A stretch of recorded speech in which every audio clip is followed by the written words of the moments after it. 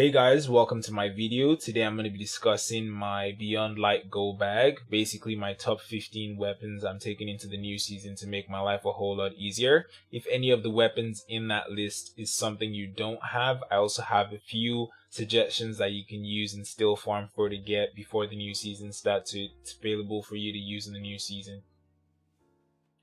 Alright, so first off, I'm going to start out with the Kinetics slot, so the different primaries and special weapons that I'm going to be using here. First one's going to be Old Fashioned. This is one of my favorite weapons so far, and with the fact that 150s are becoming 140s, this is just something I'm going to keep using even going into the next season.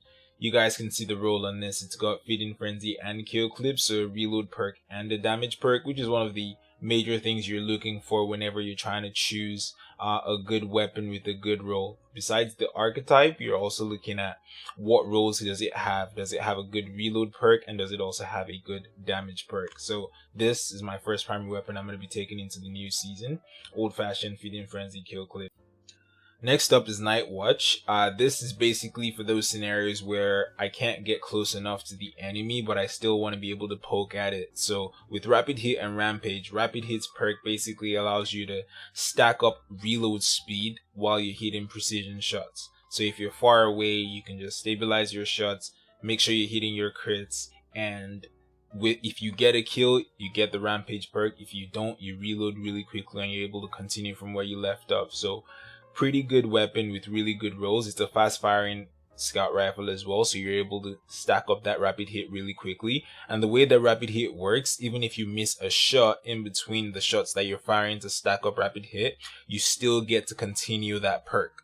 So really good roll for this type of weapon, for a long range weapon. So my two primary weapons here, Nightwatch and Old Fashioned. Old Fashioned something between mid range and close range, and then something really far away like the Nightwatch with that rapid hit perk.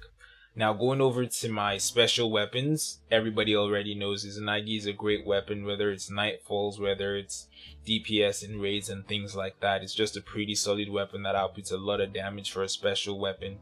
If you have this and you have the catalyst already done, this is definitely a weapon you should be taking into the new season. If I'm not going to be using the Izanagi's Birding, maybe I need to use an exotic in either the energy or the heavy slot.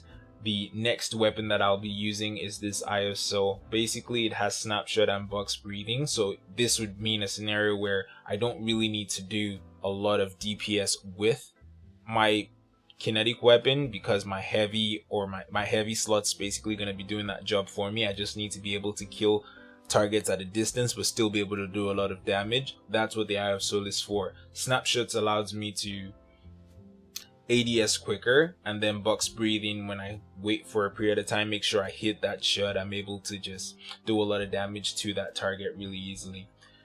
Hawthorne's Fuel Force Shotgun, the main reason that I use this, I know some people have the Perfect Paradox and other options. This is basically just one of the weapons that I have available to be able to do a lot of DPS from a shotgun. So the two perks are Grave Robber and 1-2 Punch. The idea is I get the shotgun palette off, which allows me proc 1-2 Punch, and if the melee that I do afterwards gets a kill, it reloads my shotgun, so I don't need to worry about reloading it. And then 1-2 Punch allows me to do a lot of damage with that melee as well. So it comes back to what I said about having a good reload perk merged with a good damage perk, and this is like a solid example for that. So going over to the special weapons slot, this first in last out slug shotgun has become one of my favorites. Basically, the roll that it has in it with auto loading and Vorpal just allows it to melt majors really easily. And with the auto loading perk as the reload perk, you melt one major, you holster your weapon, you just go around shooting with maybe your Old Fashioned. By the time you get back to it and you need to DPS another major, you could just switch back to your first in last out, and with Vorpal weapon you're just doing insane damage to majors. The buff to slug shotguns just made this an absolute monster. If you haven't got one of this, make sure you pick it up before the season runs out. Next stop is the Truth Teller. The Truth Teller also, I have these two perks right here, auto loading and quick draw, but if you notice, one has blinding grenades and the other doesn't have anything here. The reason for that is because this one has spike grenades, which allows me to do more damage when I hit an enemy directly. So it's similar to the first in last out, but the main difference is with this, I can hit targets from a distance.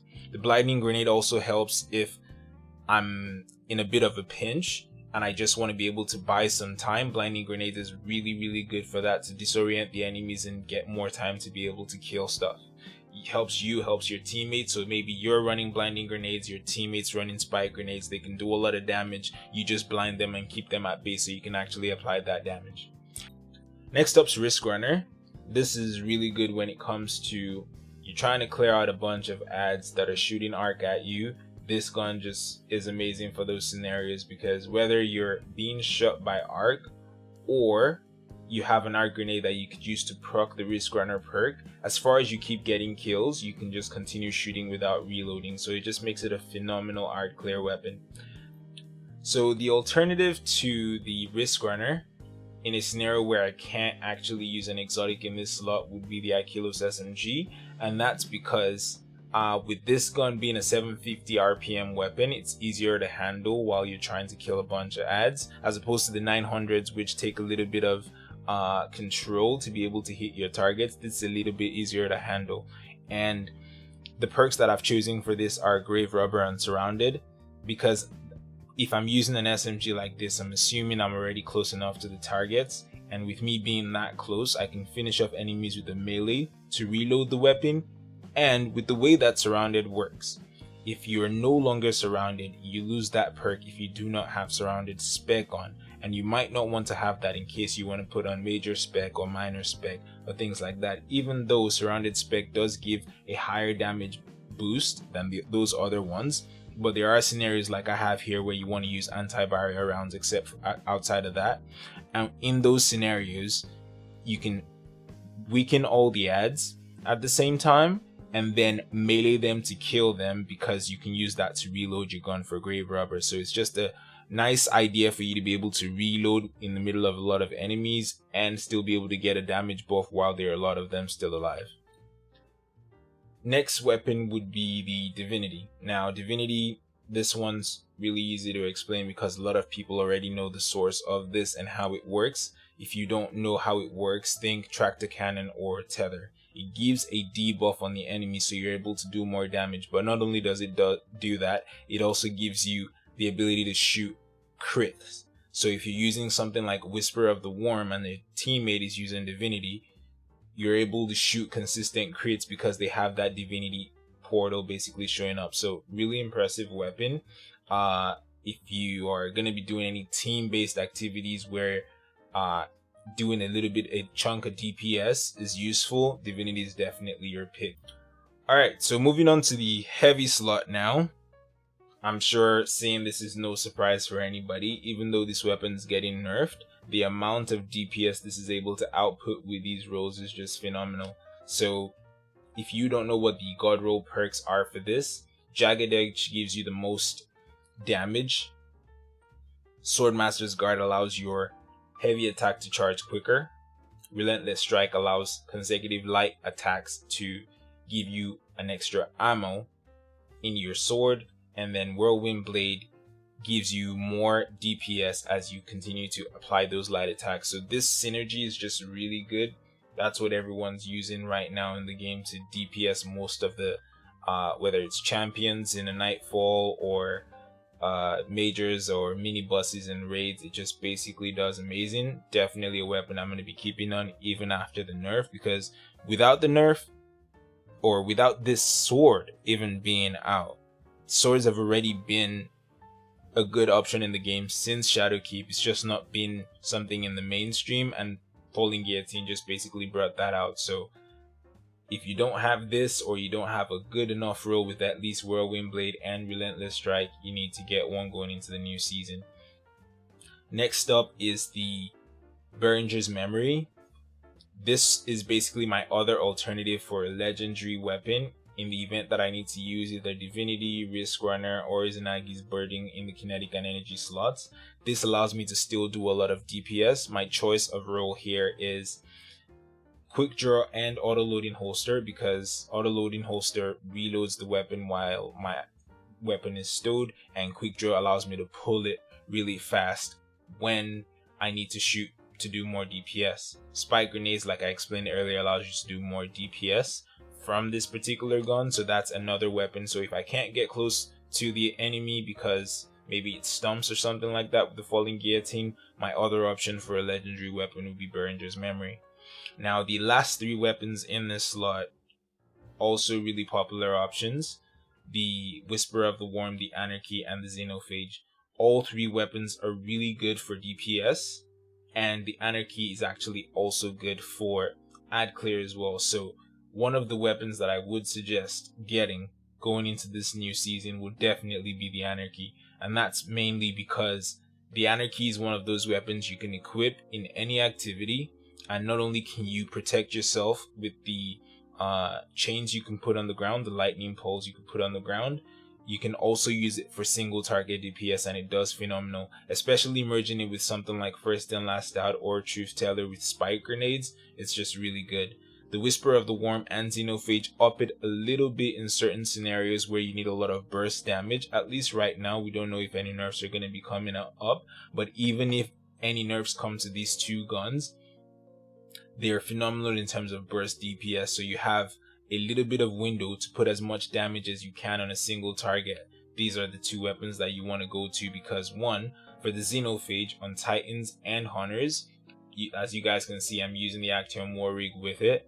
The Xenophage reloads itself as I fire, so I don't need to take time to reload it, so that's why it's really good for that burst DPS. And Whisper of the Worm, same idea. If you keep shooting and you keep hitting crits, like I said, if you merge that with Divinity, you don't need to reload it as well, which means you just consistently do a lot of DPS. So those are my top 15 weapons that I'm going to be taking into Beyond Light. I'll go ahead and now show you guys some of the options that I have in case you don't have any of these weapons. Okay, so I'm going to start with the heavy slot, because if you don't have any of the weapons that I mentioned in the earlier section, you either need to go get them or just expect to be able to do much less than those guns can provide you, because they're just the standard when it comes to those slots.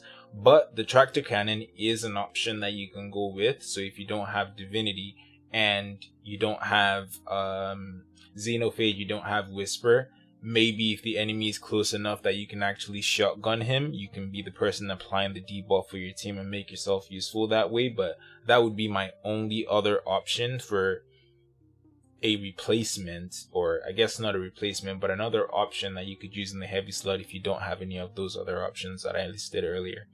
Next up, the energy slot. So I have Sunshot, so if you don't, well, everyone has Risk Runner, but if you don't like the weapon for some reason, or you feel like you don't want to throw a grenade at yourself to get the Risk Runner to proc, or you're not shooting enemies that do arc, Sunshot in a scenario where there's a lot of ads and you can easily do damage to them, because the one downside to Sunshot, even though it's going to be the only 150 RPM hand cannon in the game next season, the main thing is it doesn't do a lot of damage per bullet to targets, and because of its explosive rounds, it makes it a little bit tricky to hit your precision shots to actually build up those stacks. So that's another gun that you can use if you don't want to use an exotic. I don't have the curated version for the Nation of the Beast, but that would also be a good alternative. It has Dragonfly and it has Outlaw, really good combination if you want to try 3 runs this week to get it.